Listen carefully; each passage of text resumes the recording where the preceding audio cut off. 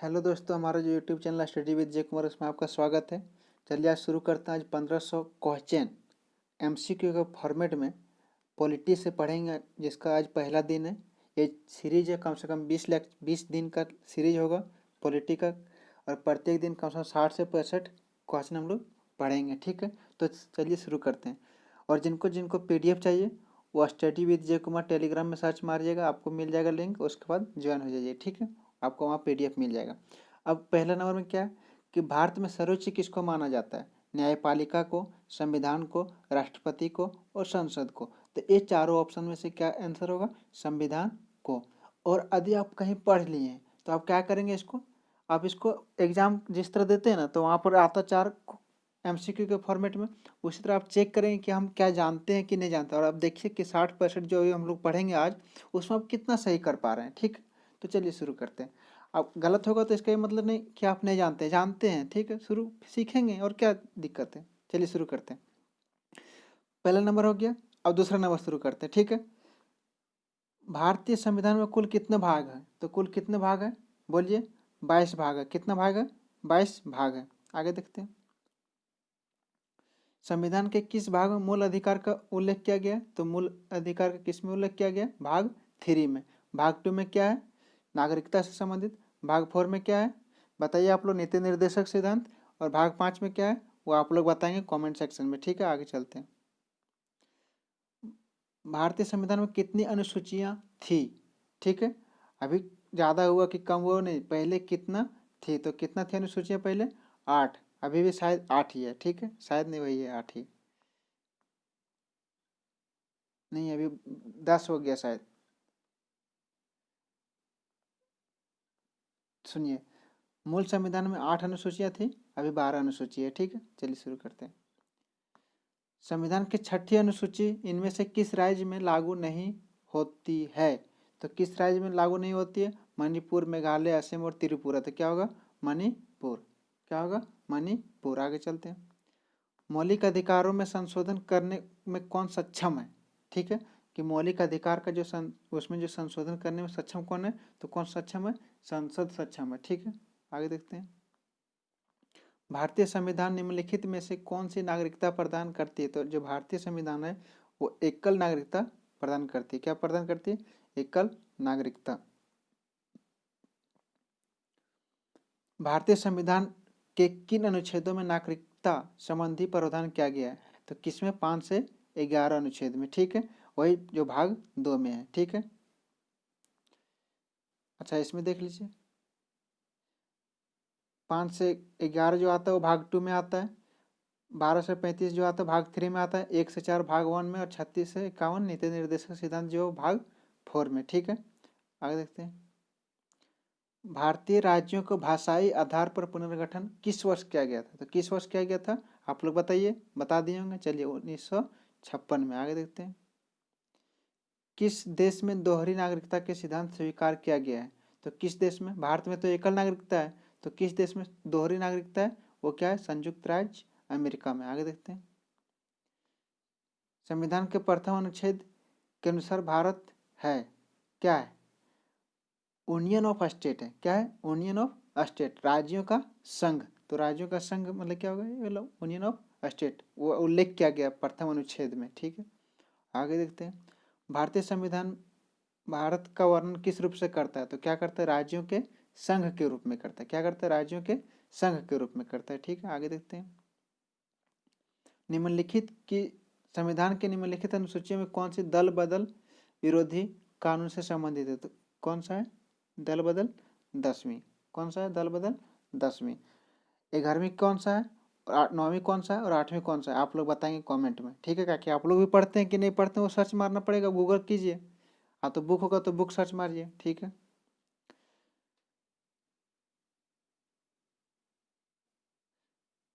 क्या है? संविधान के किस अनुच्छेद में संविधान की प्रक्रिया का उल्लेख है? संविधान के जो संशोधन करने की प्रक्रिया किस अनुच्छेद में उल्लेख है? तो किस अनुच्छेद में उल्लेख है? 368 में। किस में? 368 में। आगे देखते हैं। भारतीय संविधान के किस अनुच्छेद में राज्य सरकार को, राज्य सरकार मतलब भारत सरकार यहाँ पर है, राज्य सरकार को ग्राम पंचायत का संगठन का निर्देश देता है। तो किस में देता है? तो अनुच्छेद 40 में। क्या अनुच्छेद 40 में। ठीक है, आगे देखते हैं। किस कैदी को न्यायालय के समक्ष प्रस्तुत करवाने के लिए रिट जारी करता है? सबसे पहले पूछता है कि रिट जारी कौन करता है। ठीक है, तो रिट जारी कौन कौन करता है? सुप्रीम कोर्ट करता है। ठीक है, अब इसमें से जो रिट जारी करता है सुप्रीम कोर्ट भी करता है और हाई कोर्ट भी करता है। तो इसमें जो कैदी को न्यायालय के समक्ष प्रस्तुत करवाने के लिए कौन करता है? बंदी प्रत्यक्षीकरण रिट है। आगे देखते हैं। वर्तमान समय में भारतीय संविधान के अंतर्गत संपत्ति का अधिकार क्या है? एक वैधानिक अधिकार है। वैधानिक अधिकार है मतलब कानूनी अधिकार है। ठीक है, मौलिक अधिकार पहले था लेकिन अभी क्या है? वैधानिक अधिकार है। आगे देखते हैं। 6 वर्ष की आयु से 14 वर्ष की आयु के बीच के सभी बच्चों के शिक्षा का अधिकार क्या है? भी है मूल अधिकार है। राज्य के नीति निर्देशक सिद्धांत के अंतर्गत अंतर्राष्ट्रीय शांति एवं सुरक्षा, अंतर्राष्ट्रीय शांति एवं सुरक्षा वो कौन सा अनुच्छेद में उल्लेख है? अनुच्छेद 51। और देखिए जितना भी हम लोग आज पढ़ रहे हैं सब एग्जाम में पूछा गया, इसलिए आप लोग इसको एक दो बार अच्छे से पढ़ लीजिएगा। ठीक है।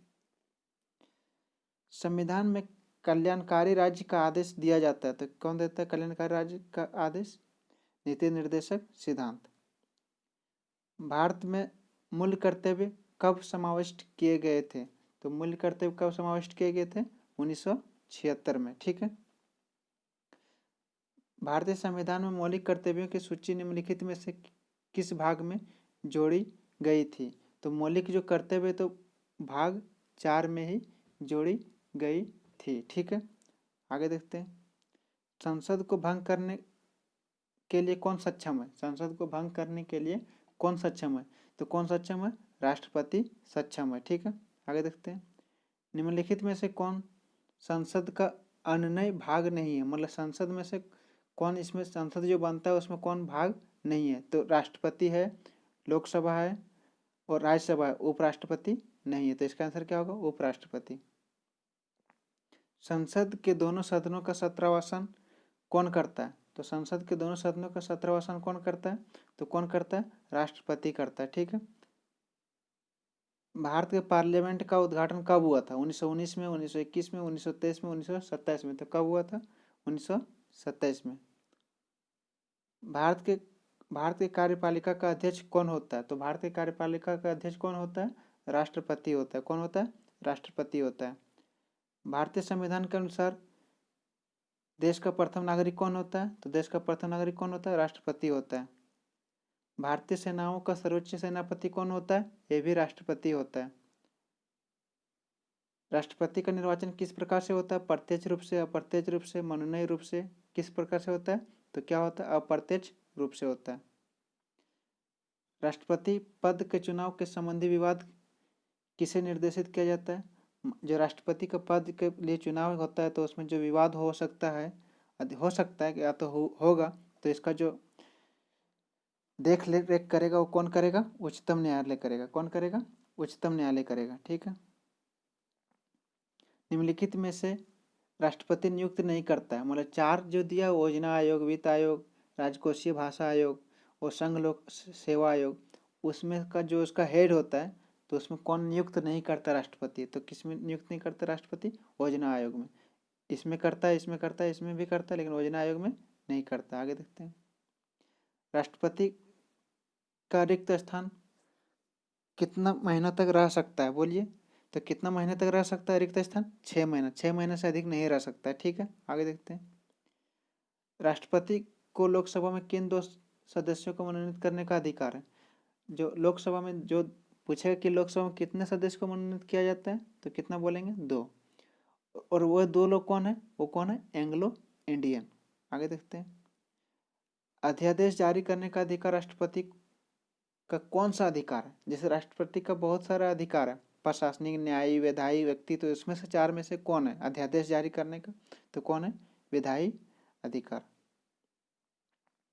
राष्ट्रपति के चुनाव में विवाद होने पर किसकी सलाह ली जाती है? वही बोले सर्वोच्च न्यायालय का। ठीक है। भारत का संवैधानिक अध्यक्ष कौन है?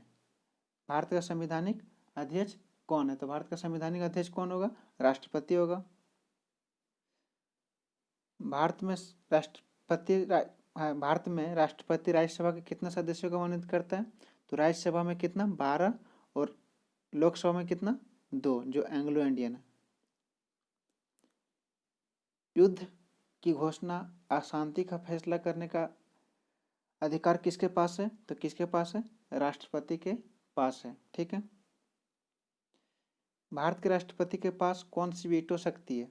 निलंबित निषेध, पूर्ण निषेध, पॉकेट निषेध और ये सभी। तो तीनों है इसके पास अधिकार। ठीक है, ये सभी होगा इसका। निम्नलिखित में से कौन सा भारत के राष्ट्रपति के चुनाव में भाग नहीं लेते हैं? मतलब जो भारत का जो राष्ट्रपति का जो चुनाव होता है उसमें से कौन भाग नहीं लेते हैं? तो कौन भाग नहीं लेते हैं? राज्यसभा लेते हैं, लोकसभा भी लेते हैं और विधानसभा भी लेते हैं। तो कौन नहीं लेते हैं? विधान परिषद नहीं लेते हैं। ठीक है, आगे देखते हैं। एक ही व्यक्ति को कितनी बार राष्ट्रपति बनाया जा सकता है? तो कई बार, बहुत बार, जितना मन करता है उतना बार बन सकता है। कोई संविधान में उल्लेख नहीं है इसका। ठीक है। भारतीय संविधान को अपनाया गया, भारतीय संविधान को अपनाया गया किसके द्वारा? संविधान सभा द्वारा, भारतीय संसद द्वारा, गवर्नर जनरल द्वारा और ब्रिटिश संसद द्वारा। तो क्या होगा इसका आंसर? संविधान सभा द्वारा। आगे देखते हैं। संविधान सभा ने भारत के संविधान को कब स्वीकृत किया? तो कब स्वीकृत किया? 26 नवंबर 1949 को स्वीकृत किया। भारतीय संविधान सभा के प्रथम दिन के अधिवेशन की अध्यक्षता किसने किया था? ठीक है, तो किसने किया था? प्रथम दिन का जो अधिवेशन हुआ था इसका कौन किया था? डॉक्टर सच्चिदानंद सिन्हा ने किया था। ठीक है। उसके बाद जो 9 दिसंबर को हुआ था बैठक, उसमें सच्चिदानंद सिन्हा ने किया था। ठीक है। संविधान सभा में किस प्रांत का प्रतिनिधित्व सबसे अधिक था? ठीक है, जो संविधान सभा बना था तो उसमें जो किस प्रांत का प्रतिनिधित्व जो था वो सबसे ज़्यादा था? तो कौन था? संयुक्त प्रांत से, संयुक्त प्रांत से। ठीक है, आगे देखते हैं। संविधान सभा का प्रथम अधिवेशन कहाँ हुआ था? कहाँ हुआ था प्रथम अधिवेशन? बताइए आप लोग। लाहौर, दिल्ली, कोलकाता, मुंबई। तो कहाँ पर हुआ था? दिल्ली में हुआ था। भारत की आज़ादी के समय इंग्लैंड में किस पार्टी की सरकार थी?